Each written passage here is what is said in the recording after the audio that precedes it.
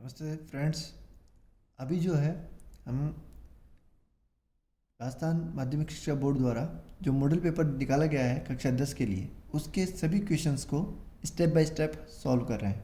और हम ये देख रहे हैं कि एग्ज़ाम में मैक्सिमम नंबर डालने के लिए हमें क्वेश्चंस को किस तरह आंसर करना है और किस तरीके से हमें कम से कम समय में पूरे पेपर को सॉल्व करना है। तो देखिए, पूरे पेपर को अगर हम सॉल्व करना चाहते हैं तो आपको ये पहले क्लियर करना होगा कि जितने भी क्वेश्चंस हैं उनके नंबर्स के हिसाब से हमको उसको उतना टाइम देना है कि सवाल कितने नंबर का है। अगर ज़्यादा नंबर का सवाल है तो अच्छे से उसको करना है। अतिलघु उत्तरात्मक सवाल है, वस्तुनिष्ठ प्रश्न है, तो उसको कम समय देना है। मतलब जितना जल्दी हम उसको सॉल्व कर सके उतना अच्छा है। और क्वेश्चंस को नहीं लिखना है। तो अब जो मैं करने वाला हूँ उसमें हम मान लेते हैं कि पेपर में क्वेश्चन दिए हुए और हमें किस तरीके से इनका आंसर करने हैं। पहला क्वेश्चन है दूसरे का। पहला, 3+2√5 एक खालिस्तान संख्या है, परिमेय है या अपरिमेय है।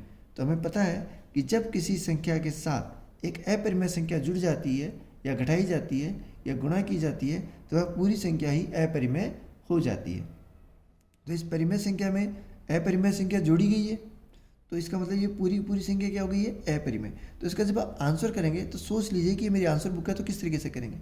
ये सारे सवाल प्रश्न संख्या 2 के हैं, तो इस सारे के सारे सवाल हमें एक पेज पे ही मतलब एक साथ ही करने हैं। तो हम लिखेंगे हल 2, दूसरे का हल का पहला, क्या आंसर है इसका, अपरिमेय। तो आपको केवल यहाँ पे अपरिमेय लिखना है, पूरी लाइन नहीं लिखनी है।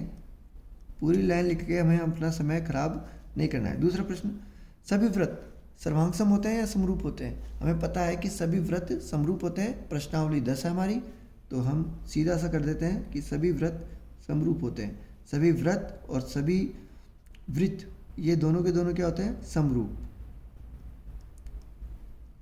केवल आपको आंसर लिखना है, जो रिक्त स्थान में जो आपको भरना है वो करना है। पूरे क्वेश्चन को नहीं लिखना है। tan 60 का मान है, tan 30 का मान होता है 1/√3, tan 60 का मान होता है √3। ठीक है, √3 से √3 कट गया, आंसर आ गया 1। तो आपको सीधा आंसर लिखना है 1। 4, वृत्त की स्पर्श रेखा और त्रिज्या के बीच का कोण कितने डिग्री का होता है। हमें पता है कि वृत्त की स्पर्श रेखा और त्रिज्या के बीच का जो कोण होता है वो हमेशा क्या होता है, समकोण। तो हमको केवल लिखना है समकोण।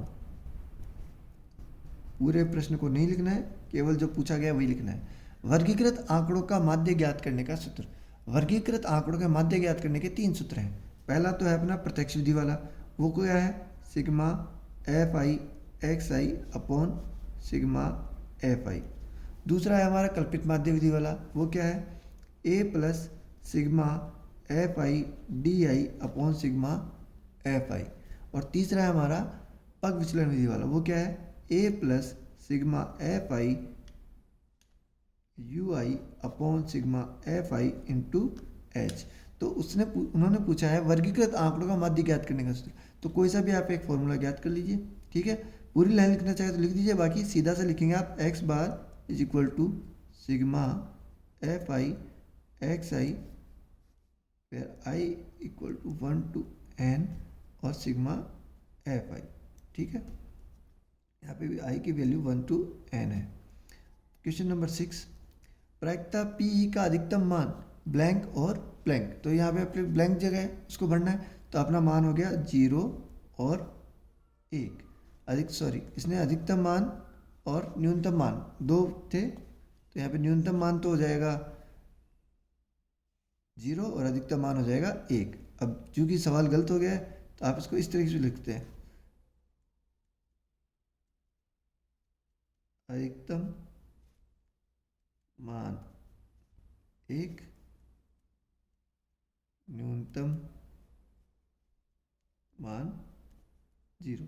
तो इस तरीके से आप जब सवालों को करेंगे तो हमारा कम समय लगेगा और क्वेश्चंस को हम अच्छे से ले कर पाएंगे। तो अच्छे से आप सवालों पर फोकस रखिए, सारे सवाल कीजिए और इस मॉडल पेपर के थ्रू हम ये देखेंगे कि कौन से क्वेश्चन को कितनी इंपॉर्टेंट है। यहाँ थोड़ा मॉडल पेपर थोड़ा सा ईजी है, इससे थोड़ा टफ आएगा पेपर। तो आप अपनी तैयारी पूरी रखें और लगातार पढ़ते रहें। ठीक है, ओके, फिर मिलेंगे अपन नेक्स्ट वीडियो में।